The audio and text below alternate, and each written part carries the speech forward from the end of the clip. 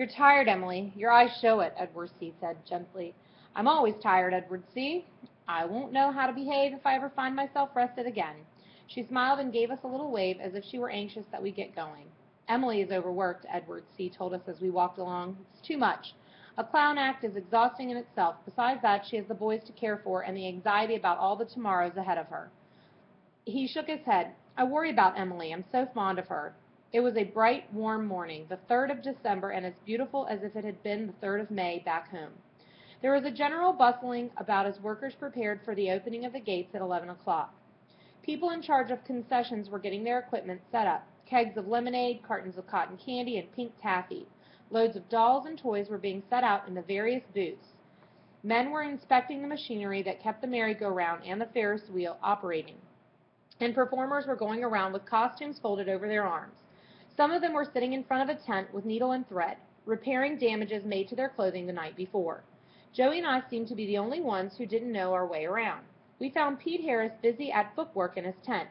He looked up and nodded as the three of us entered. Morning, Edward C. Glad you're taking care of the boys. He looked at me approvingly. I see Emily has worked on your hair a little. Looks better. Looks a lot better.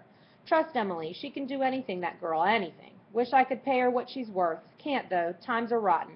Guess I told you that yesterday, didn't I, sport? As if you didn't know. He gave me a pair of tight-fitting pants, a bright red and yellow shirt, and a checkered vest with wide fringe dangling at the bottom. I looked like a fool in the outfit, but Pete said the loud colors would help to get attention.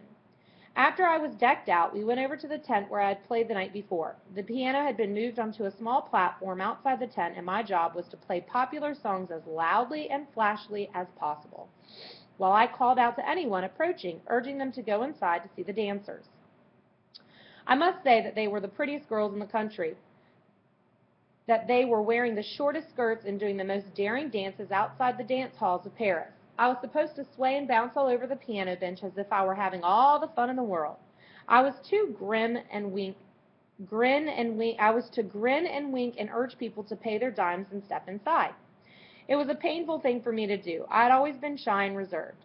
That was one reason I hadn't had many friends at Penn High. Howie had been able to clown when he accompanied my piano at school dances, but even when the kids my own age, I hadn't been able to do more than allow the expression on my face to show how much I enjoyed playing. Now I would have to play the silly fool for hour after hour. My antics were just as important. Pete Harris said as the loudness and gaiety of the music. I didn't like it. This silly false routine was not what I had hoped for, but that didn't matter. It was a job. It meant $5 beautiful a week. I didn't for one second think of refusing it, but as I took my place at the piano, I made Edward C. take Joey away. I wouldn't have him watching, and I hoped fervently that Emily would not come near. That was one thing I didn't believe I could take.